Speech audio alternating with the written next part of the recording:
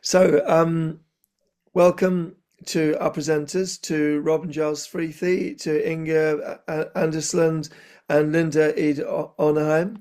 I'll ask them to introduce themselves briefly in a minute, and then we'll kick off with Giles, who's going to start to frame our conversation this afternoon. Just to say thanks for joining us this afternoon. I think I've been following our researchers now for 12 or more years really. It's sort of had its incubation here in the Southwest, where I work as an advisor, having been an RE teacher for 25 years.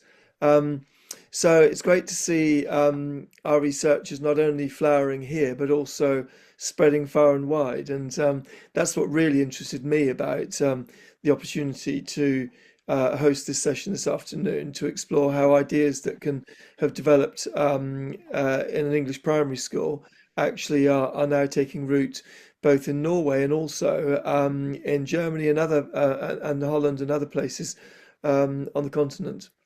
So let's make a start in just doing quick introductions. Giles, could you just give us a quick intro from you? Sure, yeah. So I'm Giles Freathy, co-creator of the Researchers Approach, currently Associate Dean for Partnerships in the School of Education at Marjon in Plymouth. Thank you. And Rob Freathy. Yep, hi, I'm Rob. I'm a Professor of Education at the University of Exeter. I'm also one of the co-creators of the Research Approach, and I'm Giles's older brother. You want to know what the relationship is. And Inga, please.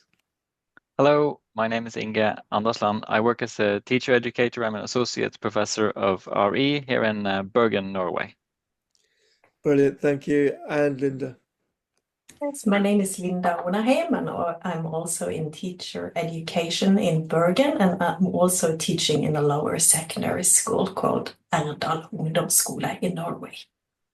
Brilliant, thank you. So we're going to start with Rob with a bit of background to the project, and then we're going to ping across to Inga and Linda to talk about how that's developed in their Norwegian context.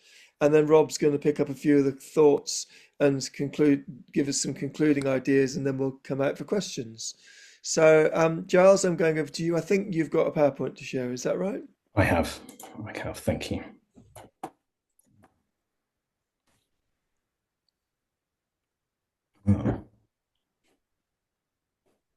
Okay.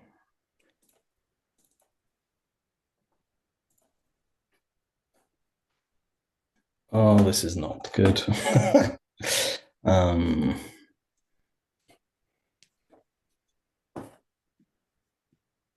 Okay, the Zoom's not showing me what I might be showing you, so I'm going to experiment. Maybe, hang on.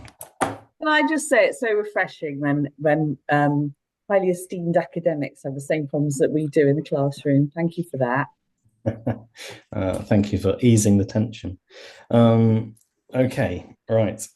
Can you see something? Right, here we go. Apologies. I'm a Teams user, so my computer's not sufficiently well versed. Here we go. There we go. Apologies. Right. So we have a lot to cover in terms of big ideas as part of this presentation. So forgive me for the PowerPoint and forgive me for the rather scripted introduction. I'm trying to cover a lot in a very short space of time. Okay, so the researcher's approach is an example of a critical dialogic inquiry-based pedagogy originally developed in 2012, first publication in 2013.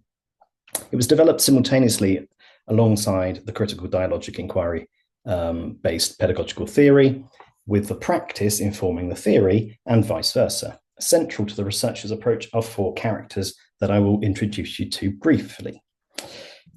The researcher's approach is associated, and the associated pedagogical theory were developed in answer to two challenges pertinent to RE. Number one, how do you teach a subject when the substantive knowledge is complex and contested, partly as a result of the enormous diversity of groups the subject purports to teach about?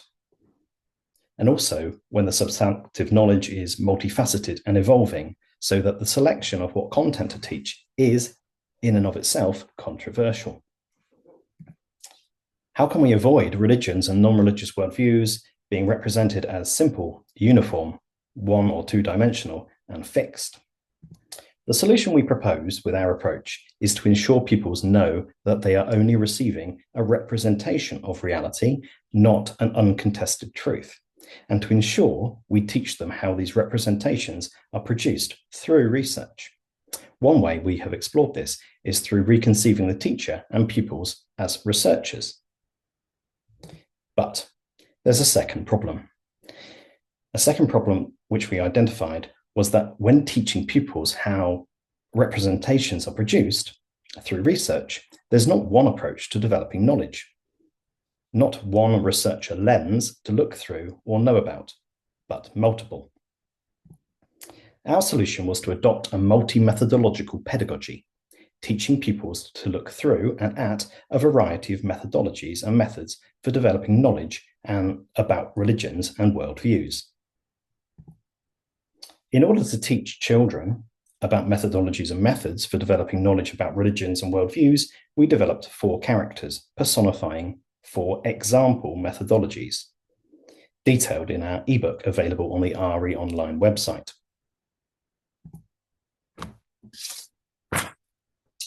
Here is See the Story Susie. She is a narrator and an interpreter. She has a preference for exploring stories central to religious and non-religious worldviews. She's interested in how they are interpreted differently and the impact that they have on people's lives. Here is Ask It All Ava. She is an interviewer and empathizer. She has a preference for exploring the beliefs, practices, and experiences of different groups of people alive in the world today. She's interested in what people do, its significance in their lives, and their related beliefs. Here is Habago Hugo. He is an experiencer and participant. He has a preference for taking part in religious or significant non-religious practices and engaging in imaginative empathy. He's interested in what it feels like to participate and imagining what it must be like to do so whilst holding particular beliefs. Here is Debate It All Derek. He is a philosopher and a critic. He has a preference for finding out what is true and what is right, and discussing big or ultimate questions such as, is there a God? What happens after we die? He's interested in the spectrum of beliefs on such matters, the reasons and evidence people provide, and in determining who is correct. In early years, pupils, learning like Ava, might generate questions about an artifact in a curiosity cube. As Hugo, they may have a go at practices associated with religious festivals. As Susie, they may be encouraged to reenact religious stories. And Derek may be introduced to assist the teacher when fielding pupils' own questions about what is true and what is right. With older pupils across primary and secondary, pupils can learn about and emulate the characters by conducting interviews and analysing interview data like Ava, comparing stories and their interpretations like Susie, engaging in activities akin to religious practices and reflecting on them like Hugo, and discussing big questions and weighing arguments like Derek. The characters legitimise the means of selection and engagement of the content and can be taught about in their own right, and can function for the teacher as a distancing tool to facilitate critical reflection on the methodologies and methods used to engage with the content. Okay, so that's my whistle-stop tour. I'm now going to hand over to Inga and Linda, who will talk to you about how they've implemented the approach in Norway. Thank you, Giles. And thank you, everyone, for letting us be here and talk to you across the sea. We will first talk briefly about our way to the researchers and a bit about our background and what we've done, and then we will come to specific lessons at the end and talk about more in detail what we did. So I would just ask you, Giles, to move us along the way, I guess. So you can click here. My first knowledge of the researcher's approach was through an article in a Norwegian journal in 2018, which I found really interesting. So interesting that we, as a group of colleagues at the college where I worked then, traveled to Exeter to meet with you, Rob, and some of your colleagues in Exeter, and we learned more about the approach. And I've been trying since then to teach it to my teacher students and explore it together with them. And you, Linda? Yeah, I started in teachers education together with you, Inge, 2 years ago, and you introduced me to the researchers, and I immediately wanted to also try it out with my pupils at the lower secondary. So that was a start for me. So And moving us on, No, we can Giles. move on, Giles. Yeah. Thank you. So why are the researchers so popular in Norway and in Sweden, Denmark, Finland, Estonia, Germany, and you also said Holland, Ed? We can, because now whenever we meet a group of international scholars of RE and teacher education for RE, we're always talking about the researcher's approach, and it really has traveled across Europe. In Norway, it's very big in teacher education. We have a 5-year teacher education where students can do quite a lot of RE, at least more than 5. I was counting the other day how many are doing the researchers, and certainly in the big three biggest ones in Oslo, here in Bergen, and in Trondheim, the RE teacher students learn the researcher's approach, not as the only approach to do, but in certainly one approach to be aware of. And I think one of the main reasons for the popularity of the researcher's approach in Norway is that Norwegian education has had curriculum reforms calling for more in-depth learning. So there's been a worry that too much of time in schools is spent being on the surface and not learning things properly. And then this there's been an emphasis on inquiry-based teaching and learning. And then the researchers has come across from England as a very clearly thought out way of doing that in RE. And so Camilla was writing that already back in 2018, and it has since been adopted across a lot of teacher education. And then now teachers like you, Linda, and also we know of teachers other places are trying it out in practice, and we believe our students are doing so too. And we wanted to talk a little bit, since this conference is about also about collaborations between researchers and teachers. We wanted to mention or highlight the particularity of your position, Linda, in teacher education. Why don't you talk about that? As I already said, I am both in teachers education and in lower secondary school at the same time. So being in this shared position, it gives us a great opportunity to do research together, and it facilitates both a teacher and a researcher role for me, which has been quite important for us, Inge, in our research project. Yeah.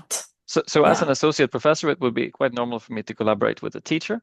But since you are not just a teacher, you're also a teacher educator, it has made it possible for us to be researcher and you are researcher teacher. And what we see is that both in analysis and in the development of the teaching unit, and in designing the research, this really opens up a lot of interesting ways of getting at the classroom research.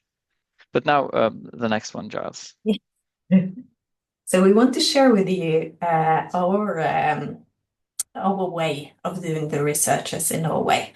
And we had a research project taking place over 8 weeks in the Norwegian RE subject KRLE. And we did it in my class, and at the time pupils were 13 years old. And what we wanted them to explore was how the role of Christianity had changed in our local community on the island called Askøy, just outside Bergen, where the school is placed, and the time line was from 1740 and until today. And Inge, that started with you finding a letter. Yeah, so there was a primary source, a letter we found from 1740, where 18 inhabitants at this island wrote to the king, who was then in Copenhagen in Denmark, asking for a new church because they had to row across a fjord in cold weather and to come to the city of Bergen and the church there. And then when they arrived, it was already full of people, and they were standing outside. So there was this dramatic story and very local story, and we wanted to build on something authentic and local as a starting point for our exploration.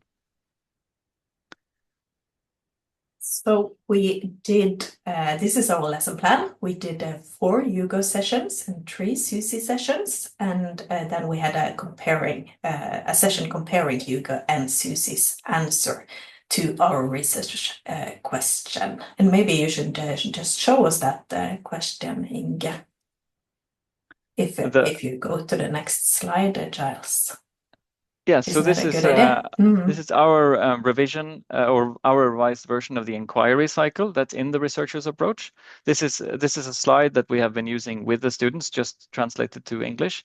And here you see an example of a research question that we did in one of the sub-cycles, because we saw the 8 weeks as one big inquiry cycle, but then we did smaller sub-cycles, doing Hugo work, doing Susie work, and then bringing it all together.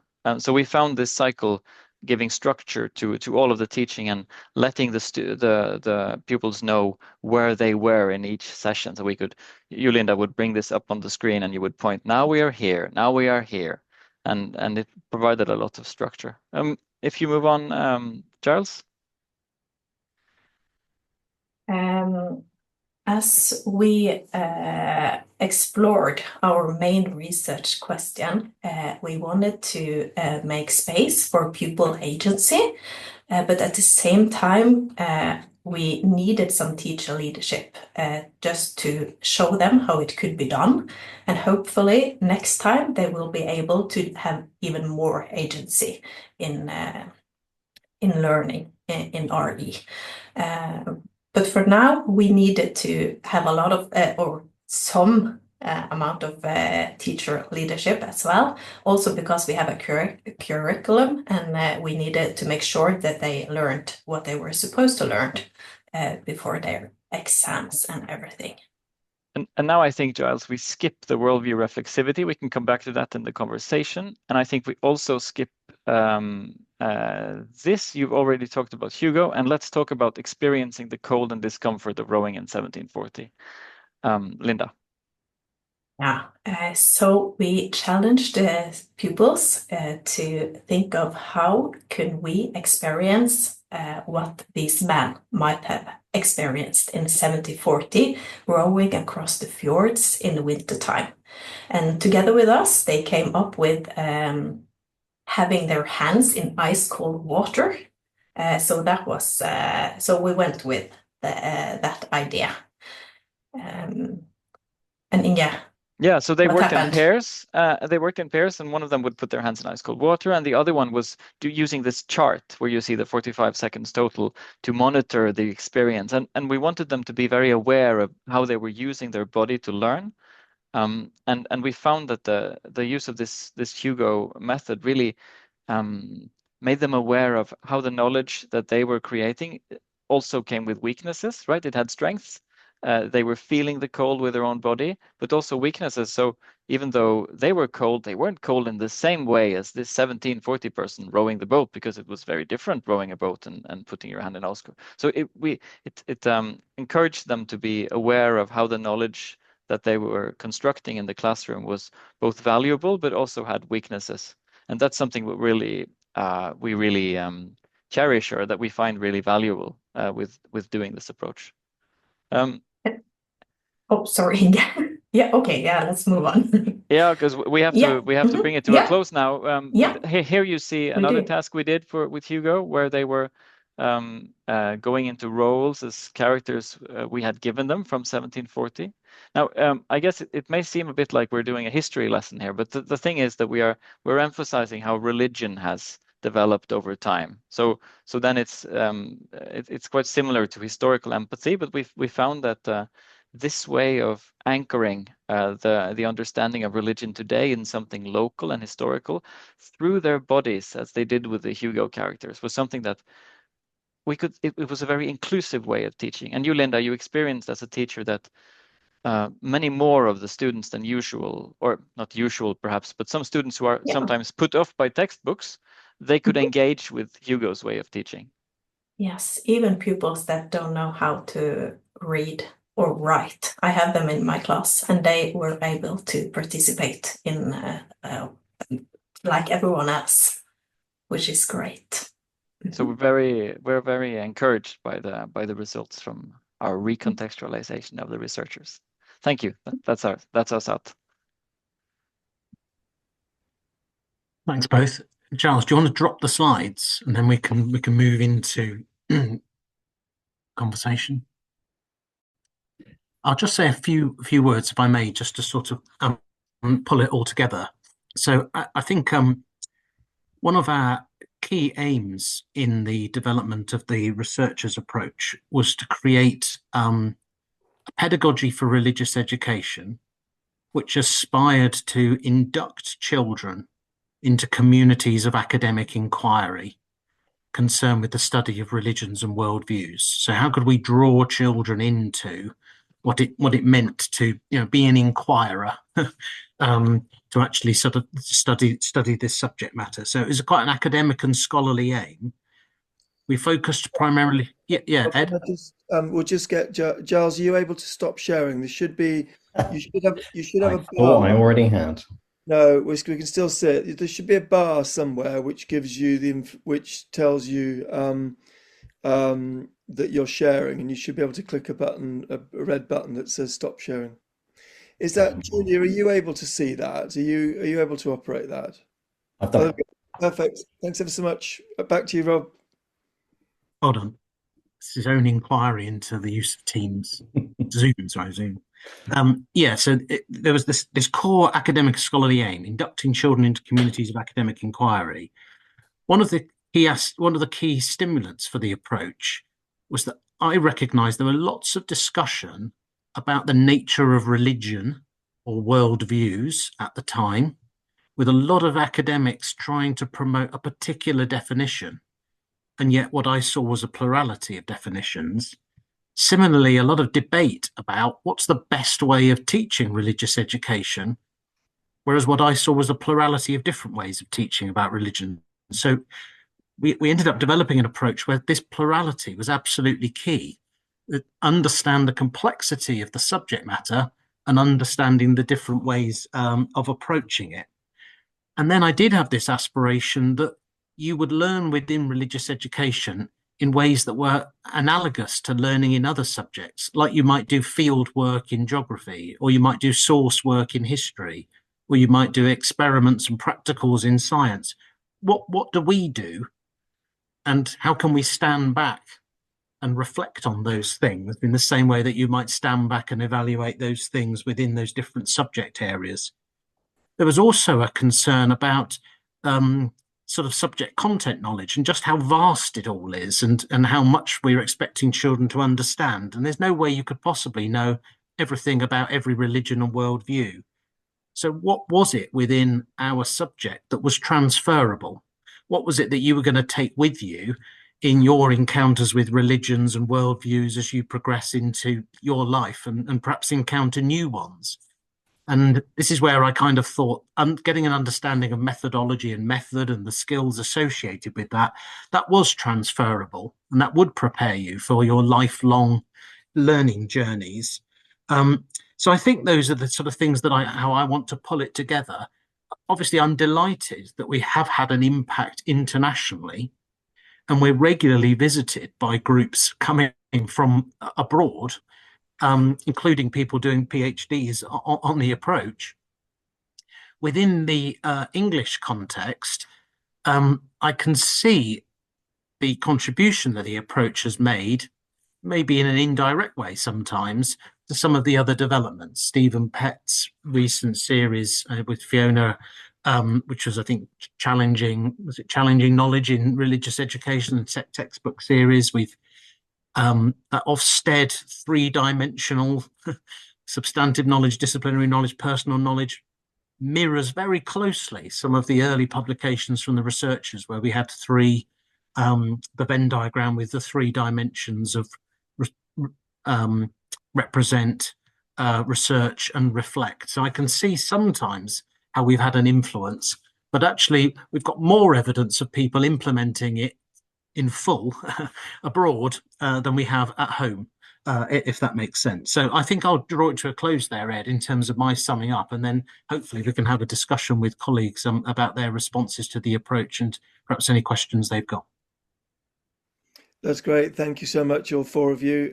Really, really useful to give us that base. We've got 20 minutes now just to sort of dig in and find out a bit more about the purpose of this work, its impact both in the UK and further afield, and just to think about where we take this from here, how it can really embed further.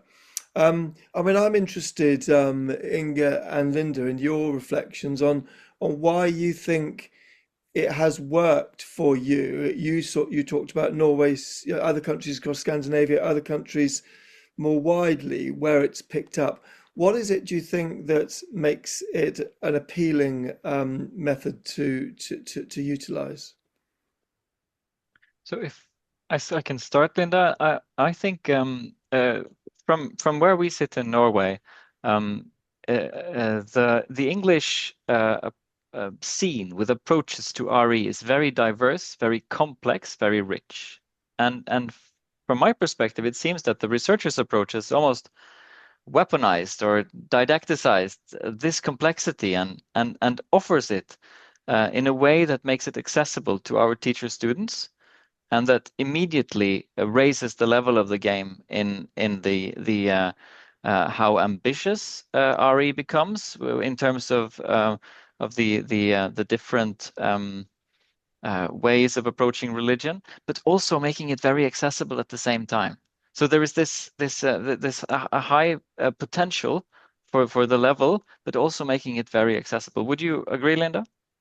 Yeah, I agree. And also, I think it's a fun way of learning for my people, which has been very important for me and for them, of course.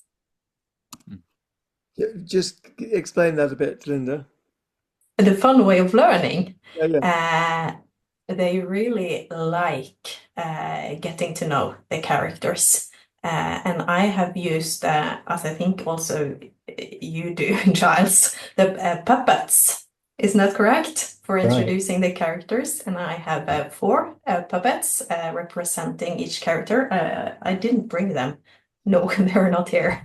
Inge is looking for them. And they are really like, they are so happy when Hugo arrives in the classroom and they say, "Can you sit with me?" So it's a fun way of learning in RE, really. Yeah. That's fascinating. Questions? Who'd like to make any comments or ask anything of our 4 contributors?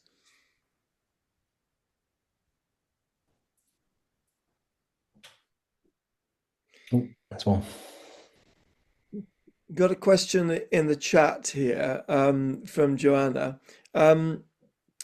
Joanna, do you want to express that? Do you want to explain what you're thinking about there? I can come in with an answer, Ed, if that helps. Cool. Yeah, I think we're conscious that those images are 10 years old, and they're not essential to the approach. In fact, I've been experimenting with using some of the AI image generators to find alternative images to represent the characters, feeding in descriptions of the characters, and in such a way to produce alternative images that I might use with a class where I felt the current images aren't going to be appropriate.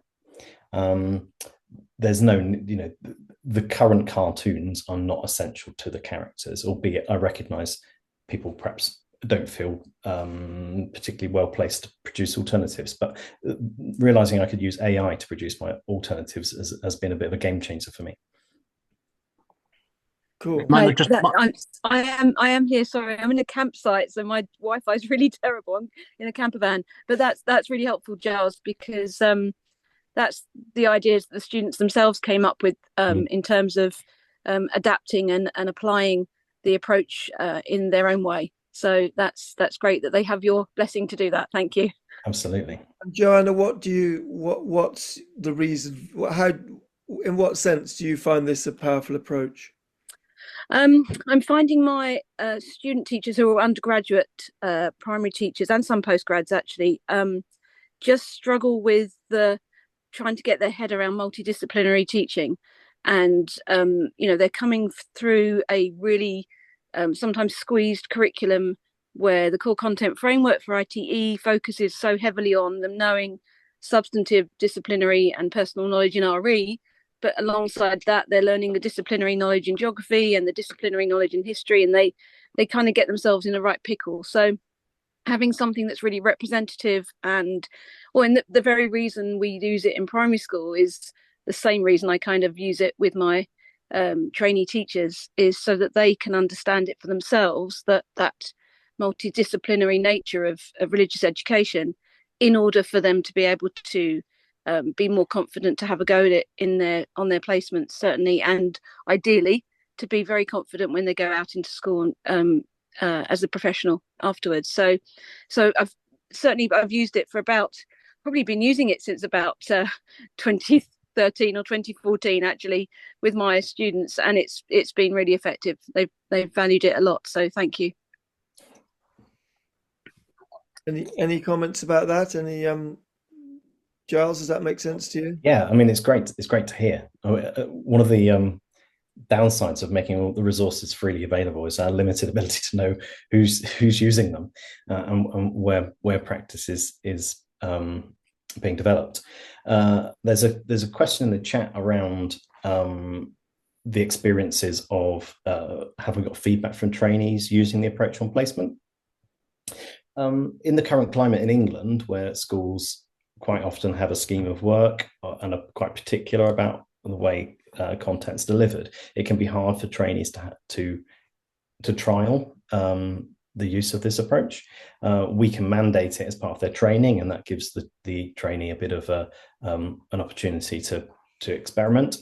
We've had feedback from colleagues who have mandated that their trainees use this approach, and the key finding is that when they use the characters to teach, the quality of the RE lessons is significantly improved. So it's not quite the same as having feedback from trainees, albeit there is some positive feedback from individuals who have taken it on.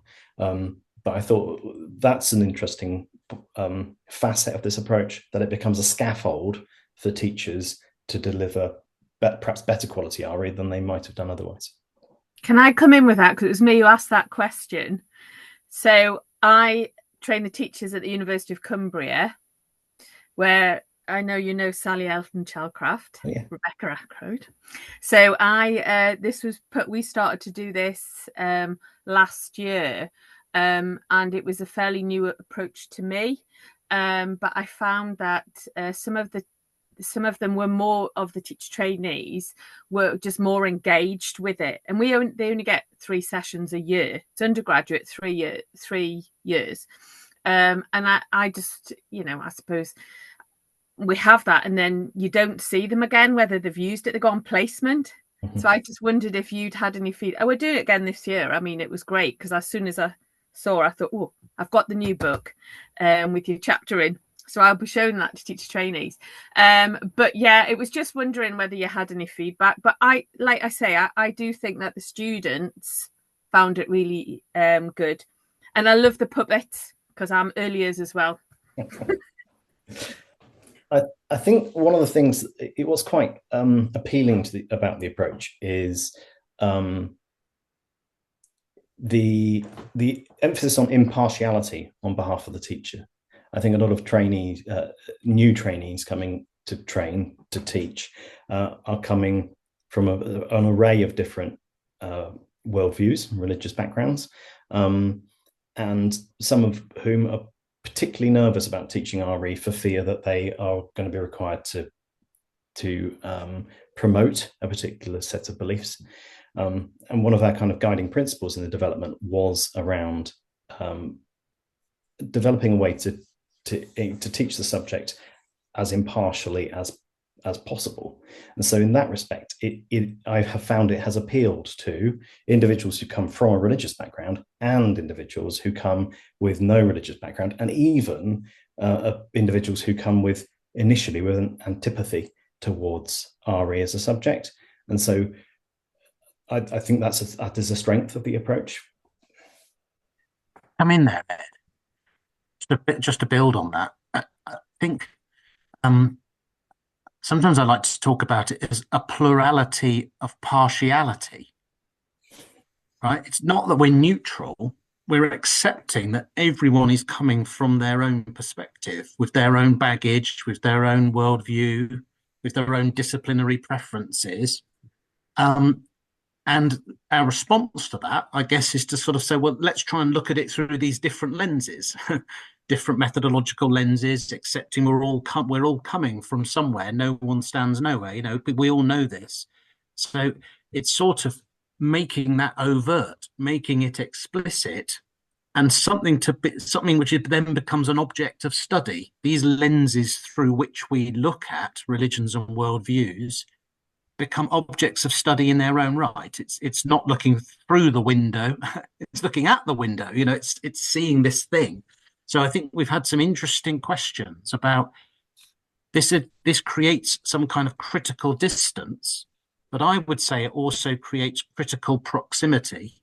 When you're feeling safer in where you stand with regard to what can be a challenging area of study, it enables you to get a bit closer to it, to learn in more depth about it, knowing that you can do so with this kind of safety net of using different lenses and being more understanding of the lenses you're using. So I don't know whether that makes sense to people, but that's sort of been part of my thinking.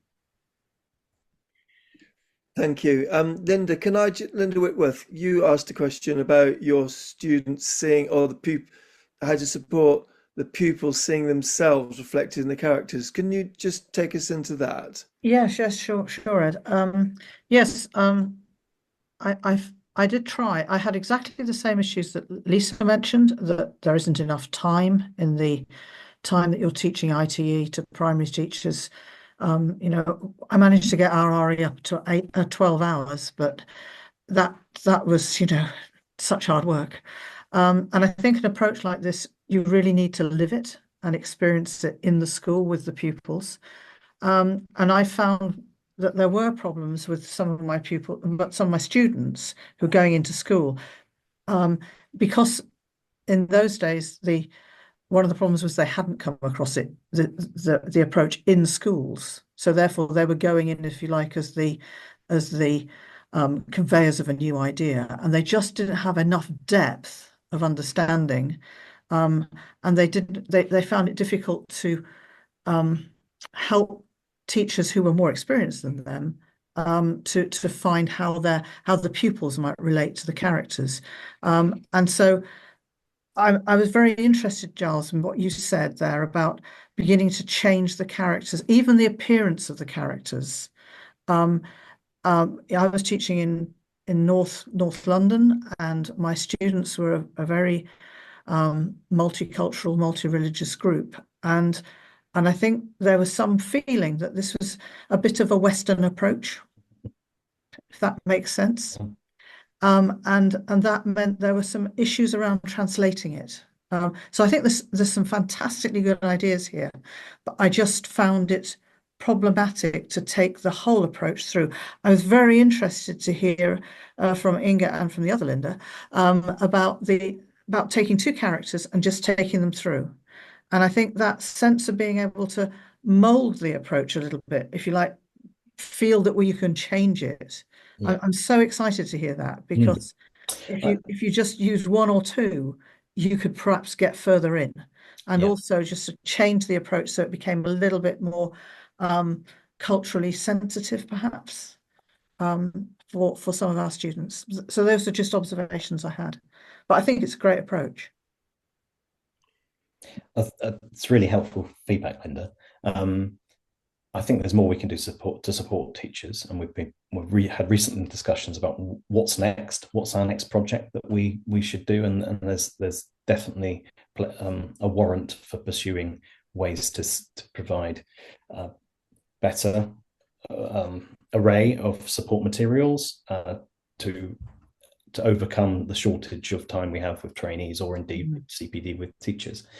I think looking back at the PDFs we created, I think I may have overemphasized the process, the need to stick to the inquiry process and the cycles within cycles, and making it seem like in order to do the whole approach, you have to go through every step. You have to visit every researcher. There are other ways I've conceptualized it. So at one stage, I never kind of published this or worked this through, but I came up with a badge scheme like Scouts, whereby you could collect badges by being each of the researchers, demonstrating their competencies, but you could have meta badges related to your ability to reflect on those characters and on yourself. So that might be quite liberating, the notion that you in the class could decide which badges you're working towards, rather than going through cycles. Another idea I had was to kind of conceptualize the researchers community as inhabitants of an island or a planet, and you might visit the different cities or states to meet the Debatable Derrick tribe, if you like, and then visit another, and perhaps you might climb the mountain of metacognition and look down and reflect on what it might be. So we've never been perhaps as dogmatic as perhaps the original materials may come across about how you might do this. What's more important, I think, to us is that that teachers and pupils engage with those 4 R's. I think also interesting is, of course, when you wrote it, RE was in a very different place. And so in some ways, the world has moved towards you. Well, and maybe, as Rob said, your resources influence that movement. It's certainly, we're talking a lot more about ways of knowing and disciplinary knowledge now in ways, and personal knowledge in ways that we weren't 10, 12 years ago. I'm going to wrap up, but I'm just would like Inga and Linda just to know if you want to have a quick input to just round up. Inga, I noticed you put in a comment in answer to a question from Jay about using primary sources as a starting place. Just tell us a little bit about that, and then we'll pick up on Linda to finish. Yeah, so for me, it was really important to try out. I'm interested in resonance and Hartmut Rosa and how students can really feel and connect to the teaching. And I found that the researcher was really appropriate for getting RE to that place without coming into a lot of the more complicated stuff that we have in Norway with worldview and preaching and so on. So for me, that was a success of this approach, that we could get into stuff that really mattered through these characters, and particularly Hugo this time. Brilliant, thank you. Any concluding comments, Linda, from you? No, I feel the pressure to say something really great. But I think it's. Oh, sorry. I wanted to say that I think it has been very nice that Rob and Giles have encouraged us to use it and try it out, and not to be too hard on ourselves doing it right and stuff, which is maybe what you're talking about, Linda, and just give it a go. And it has been very helpful for me and for us. Great, thank you so much. Concluding, Rob, any thoughts to wind up? No, I mean, I've been really grateful for the feedback and people's engagement with it. I am not someone that sort of demands orthodoxy in terms of the application of the approach. Any step that anyone takes towards the kind of pedagogical principles we advocate is a good thing from my point of view. So any teacher who just stops and thinks about, is this the right way of teaching? What kind of ways of knowing? What kind of disciplinary assumptions am I making when I do this? That's a good thing for me. So I'm very liberal about how I expect this to be implemented, and very happy for people to work with us, come up with ideas, change things to fit their contexts. I would like people to just take this on and use it as they will, really. Brilliant. Look, can we say a big thanks to Giles, Rob, Inga and Linda. Thank you for presenting those ideas. And I think we can all see how they've been influential in many ways, both in this country and now much further afield as well.